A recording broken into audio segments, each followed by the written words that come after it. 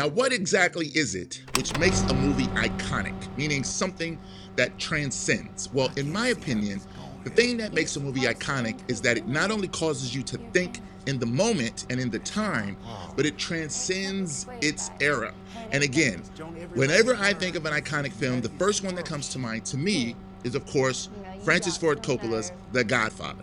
Now, before you lose your water and you actually jump out of your seat and say, is he really, really, really comparing Sinners to the historic Godfather? Well, actually, yes, I am. And what I am doing, and the reason why I'm doing that, is because just like The Godfather, I think 25, 50 years from now, people will still be breaking down the movie Sinners because not only is it excellent filmmaking, and I do want to stress filmmaking, lighting, camera work, exposure, framing, storytelling. Sinners is filled with so many symbolisms that upon my first viewing completely flew over my head. So I'm going to be the first to admit there was so many things in that film that I did not understand upon my initial viewing.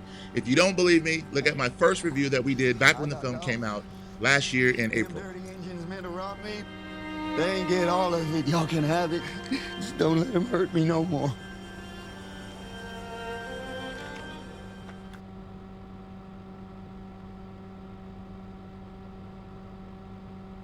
My son has felt the call of sin, but the good Lord calls upon us to be fishers of men who sin.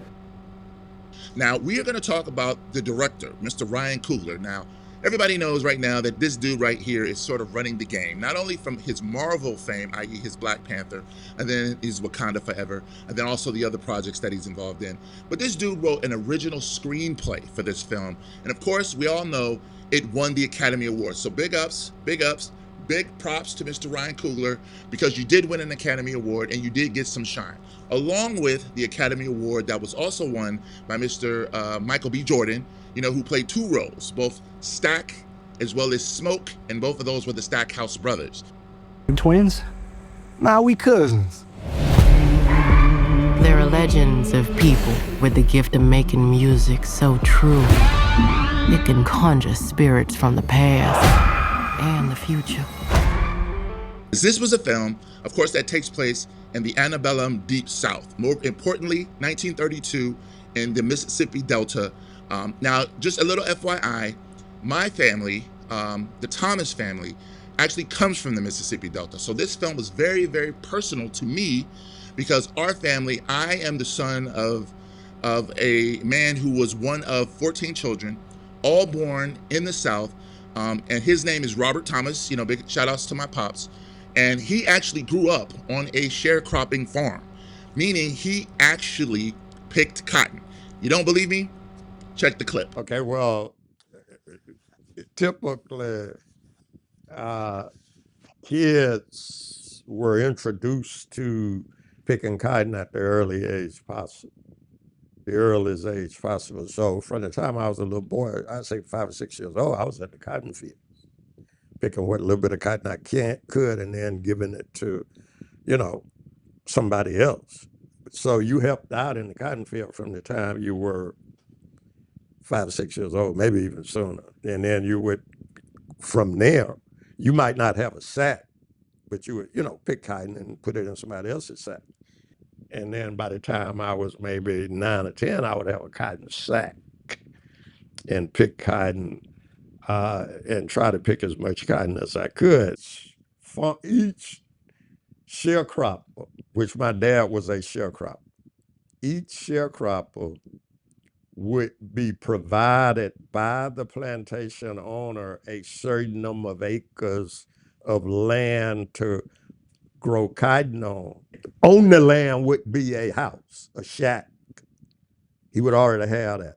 When you sign up with the plantation owner on the land that you were gonna be responsible for growing cotton on that same land, there would be a house that you and your family would live in. Was the house that you guys were living in, was that formerly slave quarters? Was that the slave quarters for the plantation before? That's a good question. Those houses. Because And again, I'm just wondering, was the plantation owner formerly the slave owner also? Was that Mr. Thomas? You mean did There was that. that? No, I'm just curious. Never dawned on me before. Was Mr. Thomas the slave master? The previous slave master? Or did he go from a different plantation to his plantation? The one that he was working on? Was that the former No enslavement? Okay.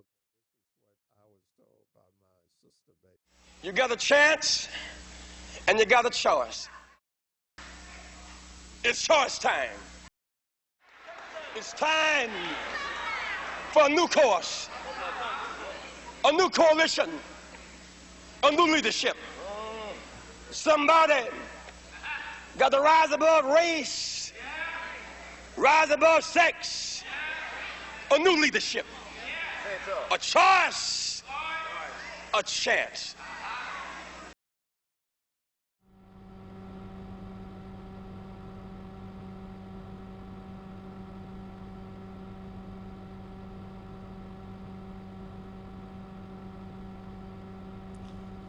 Now, for those of you who are unfamiliar with Black history, you would also know that a lot of Blacks during that time period worked as sharecroppers, working on plantations which had formerly been enslavement plantations. They then went from there in what we call the Great Migration out of the Jim Crow South. My family was no different. There was a number of members of my family, my aunts and my uncles, that migrated from Mississippi and also parts of Florida to both Detroit for the automotive renovation, as well as Chicago, because as they mentioned in the film, Chicago was a place where the Black man, in theory, could get more and more freedom and more power to move economically inside of this American system. Now, one of my favorite lines in the film is when the Stack brothers are asked by their cousin, Sammy, hey man, what about the Chicago? How was Chicago? And one of them remarks that Chicago is just the plantation with larger buildings. Chicago ain't from Mississippi with tall buildings instead of plantation. Now, the way that this film starts off, we have our two main protagonists, the two Stackhouse brothers, returning from the South. I really loved the whole concept of two Black men going to the North and then returning to the South, being all about business. Numbers now. And numbers always got to be in conversation with each other. They weren't having none of that boy shit. They weren't having none of that down south shit. If you fucked with them, they would put some bullets in your ass. They were liberated, strong Black men.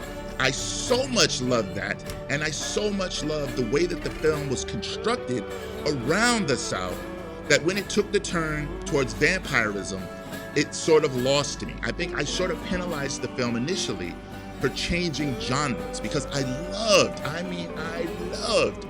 where the film started. I kind of likened it to if you went to a party, and while you're at the party, they got good food, they got beautiful women, you know, maybe they might have a little bit of herb, and you're having some drinks, and everything is hunky-dory, and then all of a sudden it turns into a P. Diddy party. You don't get funky like a Mississippi donkey, y'all. Then you stuck your tongue in my coos and f***ed me so What hard. the hell are you doing back here, Mary? I buried my mama yesterday, Stack. You know what I'm saying? Somebody breaks out the, the baby oil. People start doing, some hardcore drugs. A whole bunch of freaky deaky stuff starts going on, and you're kind of like, whoa.